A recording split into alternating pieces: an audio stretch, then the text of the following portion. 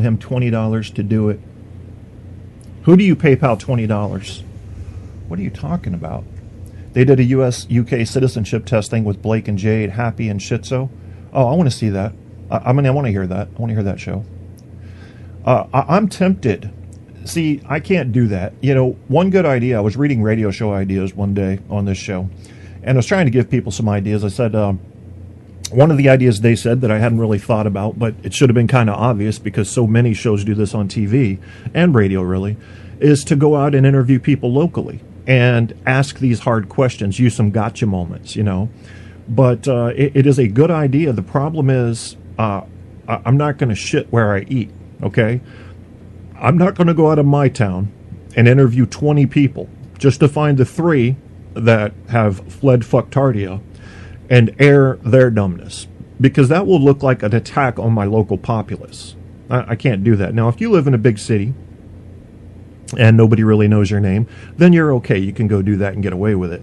I'm not going to be that guy. I may have to do that same thing on the radio show, just call people. And I'm serious. I'm thinking about going on a serial binge of crank calls to ask Americans trivia questions, ones they should know. And I just don't know if it's going to produce what I want it to, which is people starting to say, I better hit the fucking books again. I better learn a little something about something. Your leaf blower neighbor. Oh, okay. Yeah, did you guess about that? RD, I haven't seen your guess. Let's see what Barco says. A rape and a mugging is our way of saying cheerio. The hell are you doing? Barco does this fucking... Here's 15 paragraphs. I can't keep up with that right now. I will read it on the break, if there is a break. Yeah. So let's jump around a little bit here because I think Irish hip hop bands had the right idea.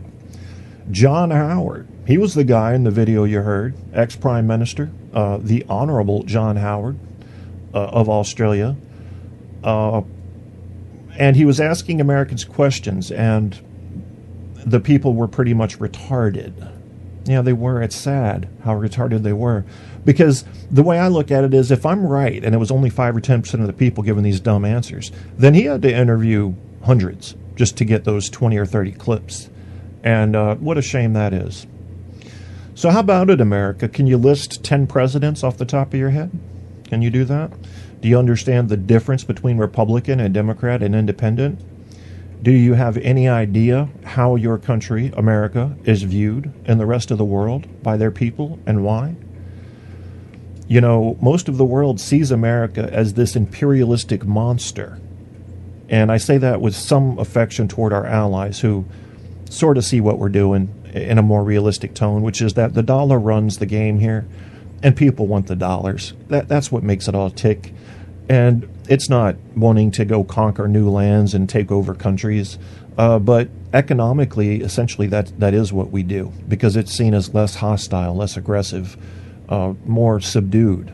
And that's what we want to do. We want to own the money. You got to own the money. You got the money, you got the power. There was a time in America that I've read about. When I think about it, I think of times like, for example, around 1780, 1790, or around 1930, 1940, 1950, when there was a sense of patriotism that had a fundamental understanding of what the Constitution was for, where it came from, and what it was designed to both promote and protect. People understood it. They cared. Now, as long as we're not being attacked by terrorists, as long as we're not in bread lines, as long as we have our cars and our houses and our Facebook, then we don't look too deeply into anything. Seems to be what the average American's problem is to me right now. Not looking into things, not looking for evidence for what they believe. They go to their talking heads, just like me, and get their facts kind of through osmosis, when really you should be looking shit up. And I am not going to give myself a break here. There's no person in this world who's going to talk to you on a podcast or a newscast or a radio show and not be biased. I'm biased. I don't know all of my biases, but I know I'm biased because I'm human, and I have an education and experience and DNA that is specific to me. that's going to shape my beliefs. You ever say something like, if I were him, I wouldn't do that? And yes, you would. If you were him, you would have everything he has, experience, attitude, DNA, education. All that would be identical. So if you were him, you would do exactly what he does. And really, there's a clue in that little statement about how to understand, comprehend, and empathize with your fellow human, something we failed to do miserably in America. Miserably. So I'm looking at a page here from csun.edu, and I should know the college, CSUN. All right, who can tell me without Googling what school is CSUN? I got to think about it. Maybe, yeah, I don't know. I don't know what school that is. It'll come to me. Hopefully it'll come to me. But anyway, this person on this page, and it is called Logical Fallacies in the Art of Debate, has basically written some logical fallacies down and some information that almost is specifically designed to go to debate clubs and debate teams, but it can help you, and I'm going to share some of it with you today. Let me get in the chat room so I can share this link, because I know some of you guys like to follow along now or later. Cal State, okay. Well, Cal State, UN, let me see. I was thinking Chicago School of something, or maybe Central Cal State. Yeah, maybe that's their thing. It's just Cal State University. I would have thought that would be CSU, but okay, he found it. No, I'm sorry. Give me 1 second here. CSUN. Let's find out who this school is so I can tell you where this guy's coming from. Because you people judge, man. You judge by schools. California State University. Yeah, Northridge. You got it. Good job, Barco. So he has written an article. It's basically a quick kind of a deal with some clickable links that just go to, I think they're called anchors. They go to a different part of the page. And so some of these clickable links go to other pages. But it's a good summary of logical fallacies in the art of debate, and it gives a kind of a personal angle on it.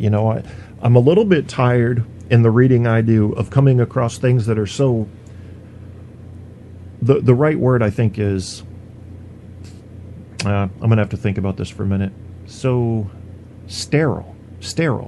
They are so concerned when they write these books and articles about sounding biased that they clean it all up. Any kind of emotion-charging words will be removed from what they write. And this guy just said, fuck it, I'm just writing this. This is how I feel. And I appreciate that. I wish people would. Because to try to pretend that you're not biased when you really are is really a matter of cognitive dissonance. And none of us should believe that we're not biased. We are.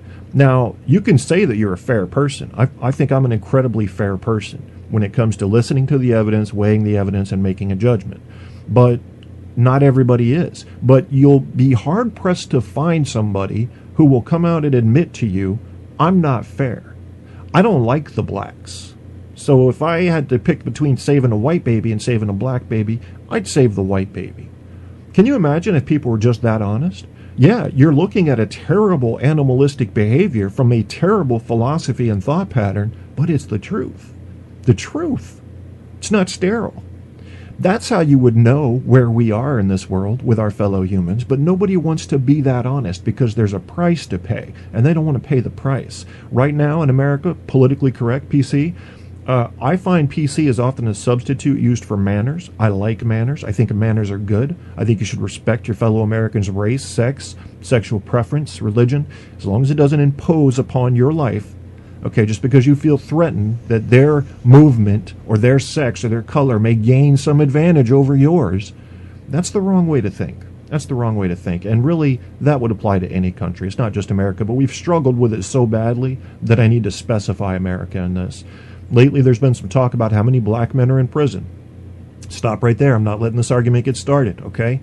Whoever said it on the Grammy or Emmy, I always get those confused. Well, the awards the other night, and then there was this fact check that was done to say that in apartheid South Africa, there were less black men incarcerated than there are in America now per capita, and they were right. But my question is this. How much of that is racism? How much of that is leniency in the courts given to other races besides black? And how much of it is just because blacks are committing the crime? Forget about the reason. I'm not talking about the reason the blacks commit the crime. You can talk about unfairness in school. You can talk about selectively taking opportunities away from blacks. Maybe that's happening, but forget about that right now. Why do you suppose these blacks are in jail? How many of these blacks that are in jail have a white counterpart that committed the same crime but is not in jail? That's the question you have to ask yourself.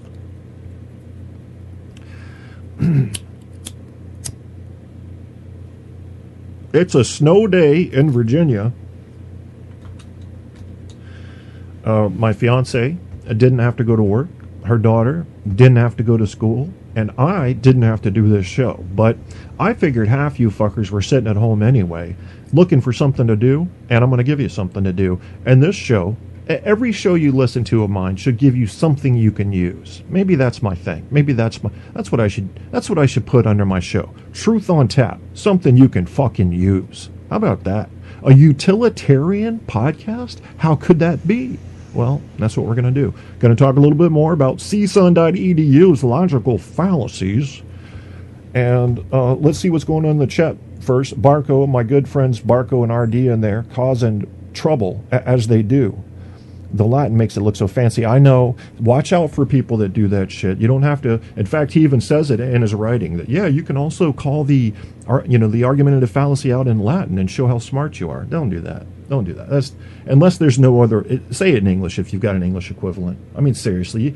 When people use big words, do you really think they're smart? How do you guys feel about it, Barco? You hear somebody using 5, 6, 7 syllable words all the time and avoiding simple words for no particular reason. What do you think about them? Anti-Putin propaganda. Well, Putin is about power. He's always been about power. He's always been a risk taker. And he will maintain that image however he has to do it. And he would love it if there was something as globally intriguing as the Cuban Missile Crisis to put his face back at the top of the news every day. He would love that. Not afraid of that. Not afraid of that. And he will do anything, including destroy Russia's chance of becoming economically sound again. He will do anything to stay in the headlines, stay in the attention, and to be feared. He loves to be feared. That's part of his psyche. So that's how he's going to behave. Very predictable with him. Not predictable on exactly which way he's going to do it. Predictable that he's going to do something to get in the news and to try to scare others.